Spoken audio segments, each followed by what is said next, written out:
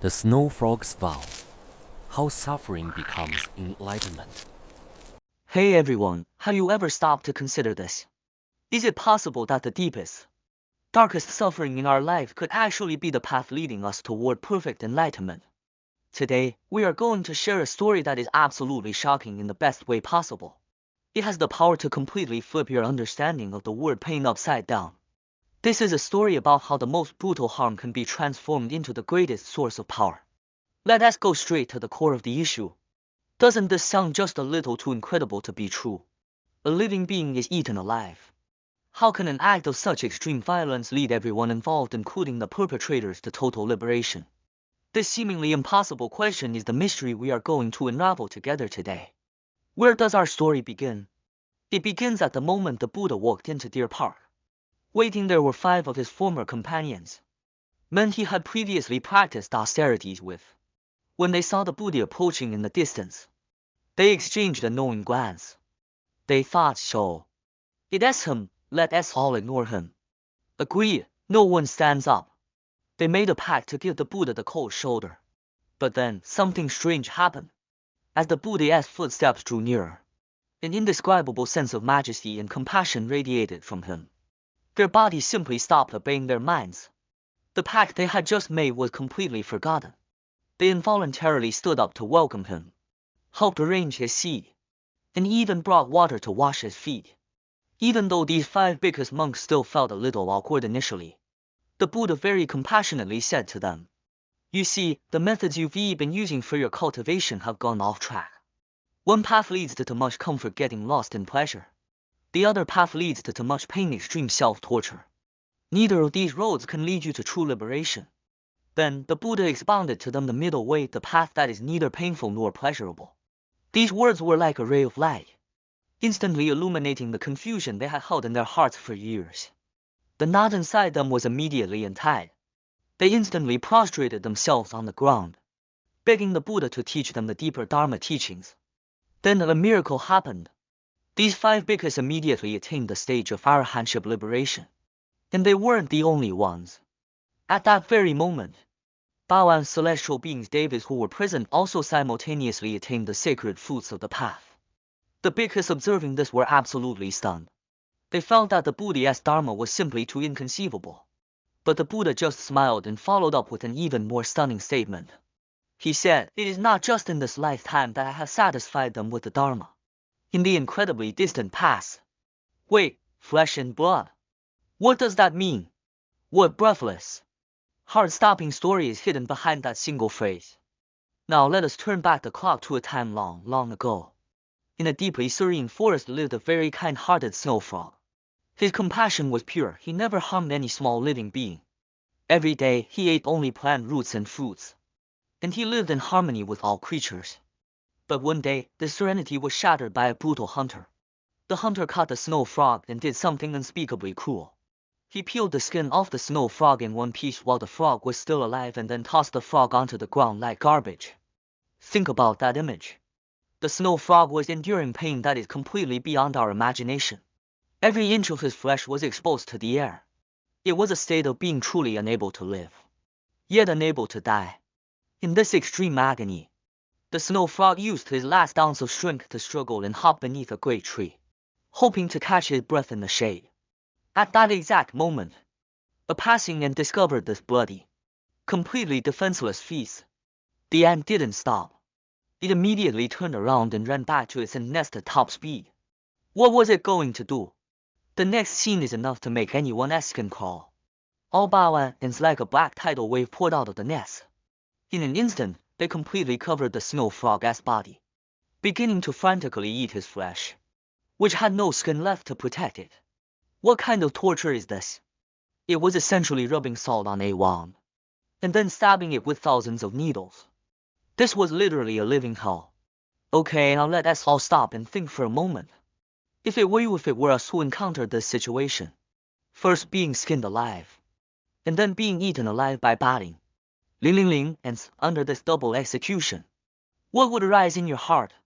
Would it be extreme rage, or endless despair, or the thought, "I will have my revenge. I will never let that hunter or these ants go"? But the snow frog's reaction completely exceeds our imagination. At the very peak of his immense pain, not a single trace of resentment rose in his heart.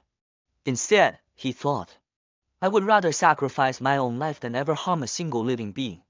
While enduring this boundless pain, he instead gave voice to a magnificent thought that transcends time and space. He said, May I use the merit of this giving of my body to achieve perfect Buddhahood in the future.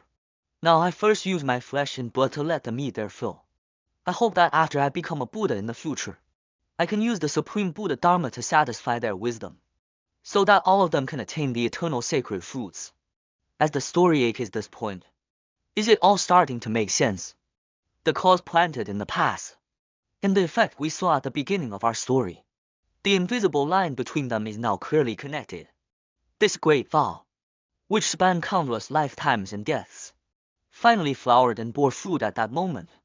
When you look at this picture, everything becomes perfectly clear. All the truths are revealed. That snow frog, who made that great vow while in extreme agony, is the Sakyamuni Buddha who achieved perfect Buddhahood today. And those Bawan ants that ate his flesh and blood, that's right, they are the Bashi, celestial beings who, upon hearing the Dharma today, immediately attained sacred fruits. The cause of that single thought of compassion in the past achieved the effect of perfect enlightenment today. Okay, we've finished the story, and it is truly shocking. But more importantly, what can we learn from it? The Master's teaching can help us extract the core wisdom behind this story. This is also the key to our learning today. How do we transform those adversities in life that seem completely unbearable into nutrients for our spiritual practice?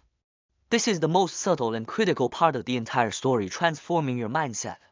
From the perspective of an ordinary person, this event is simple, the ants are brutally harming me. But from the perspective of the snow frog Bodhisattva, his belief was, wow, these living beings are perfecting me. Their act of eating him instead became the catalyst that helped him perfect his practice of giving, endurance, and ultimately, his Buddhahood. Think about it, without this extreme harm, where would that magnificent thought have come from? So, this magical transformation process can be broken down into these steps. Step E, encounter a bad thing or adversity. Step R, do not complain or get angry. Instead, seize this opportunity to make a magnificent, virtuous vow. Step 3, this is the critical one, redefine the event. View the external harm as an internal supportive condition that helps you complete your virtuous vow. Step 4, this happens naturally, the negative karma that should have been painful is, in that single thought of yours, transformed into boundless merit for achieving enlightenment.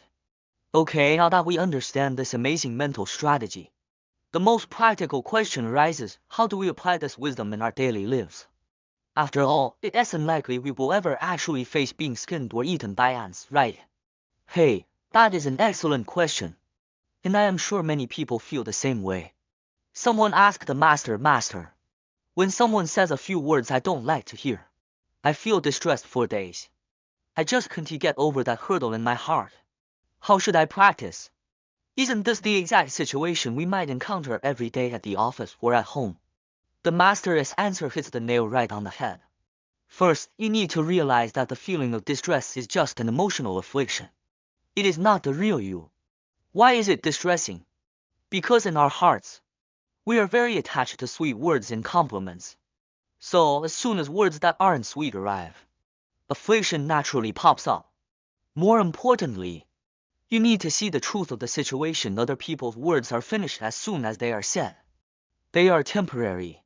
Yet you are allowing yourself to suffer for days over a single, temporary sentence. Think about it, how is that a good deal? The true practice is to maintain an ordinary mind equanimity. Do not get ecstatic when things go smoothly, and do not get infuriated when things are difficult. When you practice not getting angry at the people, things, or events that harm you, you are walking the path of the snow frog Bodhisattva. You are transforming the karma of others harming you into merit that perfects your endurance and wisdom.